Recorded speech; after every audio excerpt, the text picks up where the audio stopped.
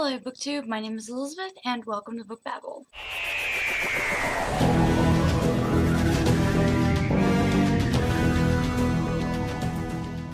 So today I'm going to be doing something a little bit different because Doctor Who is on a break and I am having Doctor Who withdrawals. So I'm going to be doing basically a Doctor Who guide for beginners, for those of you who have never watched the TV show and are interested in possibly starting the TV show. So I'm going to answer some basic questions to get you into really understanding the Doctor Who universe. And I want to preface this by saying, any of you who are like diehard fans, I am not a know-it-all about Doctor Who. I know a lot about Doctor Who, but I don't know everything. So if I say something wrong, please do not comment in the comment section telling me everything that I said wrong. Anyway, let's get started. So first, what is Doctor Who?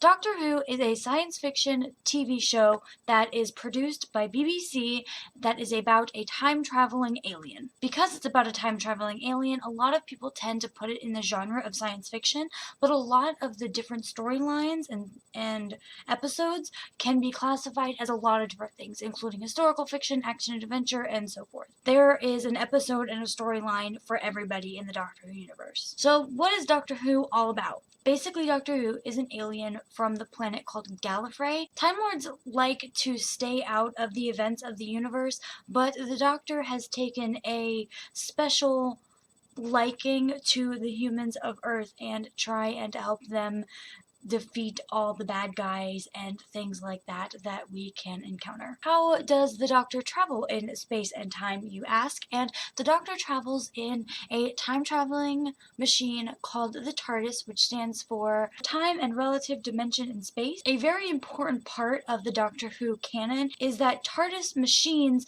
can change what they look like to adapt to their surroundings. The TARDIS also has this type of force field around it where people can see it, they know that it's there, but they don't really pay attention to it. So usually people aren't going to go up to it, touch it, go in it, things like that. But what happened sometime in the 60s is apparently the mechanism that changes the TARDIS's look got broken and got stuck on a police box, which were famous in London in the 1960s, and they were basically used to go in there and call the police, or if someone was robbing you and you caught them, you were able to put them in there and lock them in there until the police came, things like that. So the TARDIS is now constantly a 1960s London police box, and it has become a much loved symbol of the Doctor Who fandom. Something that is really hard for people to understand is why Doctor Who has been able to last so long and why there are so many different actors who play the Doctor. So basically what happened in the very beginning, the first season of Doctor Who, the first Doctor, his name was William Hartnell, and he was older, and after about 3 or 4 seasons, I think, he got really sick and he was unable to continue on in his role as the Doctor. So what the producers did of the show is they basically wrote in the fact that the Doctor, if mortally wounded or if he gets too old, can regenerate, and he will basically have a new face. His memories are intact. A lot of his personality traits will change. A lot of his food tastes will change. This leads to a lot of funny moments after regeneration when the Doctor is trying to find out basically who he is all over again.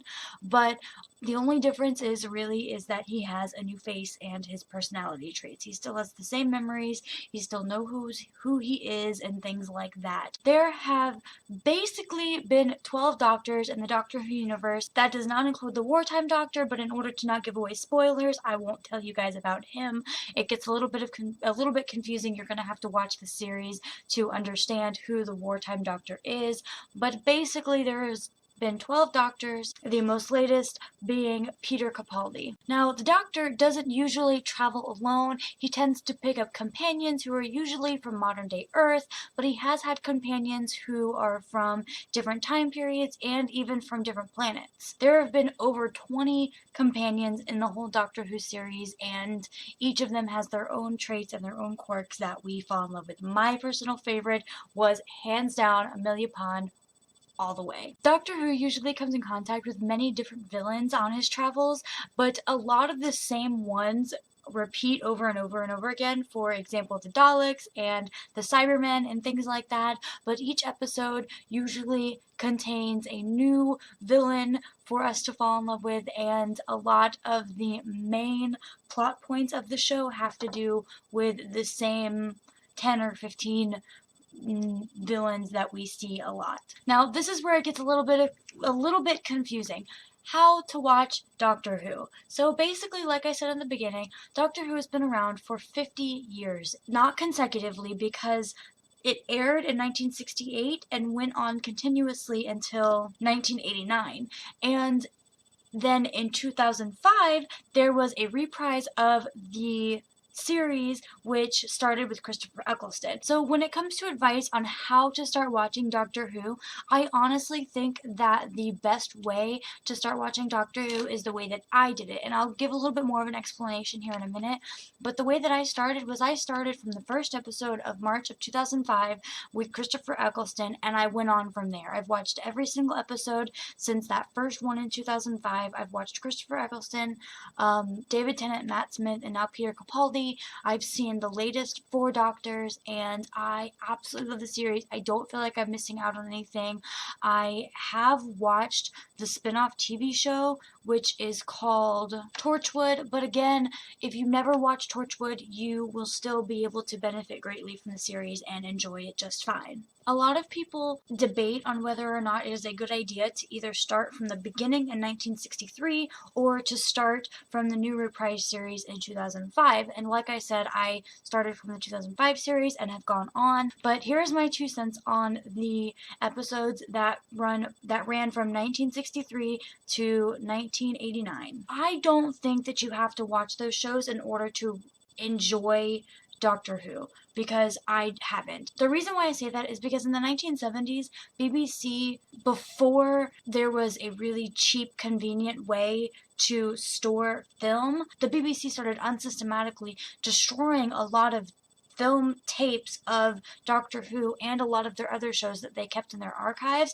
because it was just way too expensive to store it, and there wasn't enough space for them to store it in their archives. So they started destroying Doctor Who among other shows, and so because of that, a lot of the episodes that we once had from the original series are destroyed. The only way that I am able to watch the vintage Doctor Who episodes is from Netflix, and if you go on Netflix and you look at the names of the titles, the first 4 storylines are completely missing from the vintage Doctor Who episodes. And for me, I can't watch something like that. I can't come into the middle of a storyline and just watch it and be okay. I think a lot of the diehard fans are able to do that because they just love Doctor Who so much, but I'm just not there yet. I love Doctor Who, don't get me wrong, but I just can't watch these vintage black and white episodes that are missing half of it. It's not for me. There's like somewhere up of like 80 storylines that are missing on Doctor Who. I found a really cool link that explains which ones are missing and which ones aren't. It's a Wikipedia page. I'll link it down below if you are interested. But I have not watched very many of those episodes. I tried in the beginning and I watched all of the episodes from the first Doctor, but I couldn't do anymore because it was just too confusing for me and I just wasn't having it. So that is basically all I have for you guys of my introduction to Doctor Who. I really hope this helped you guys out. If you have any questions whatsoever about the Doctor Who universe, please feel free to comment in the comment section and ask me all of your questions. Or we could just geek out together on Doctor Who. I'm totally down for that. I will probably have some more videos about the Doctor Who universe in the future because I just love talking about it with you guys. That's basically it. So I will see you guys next time. Bye.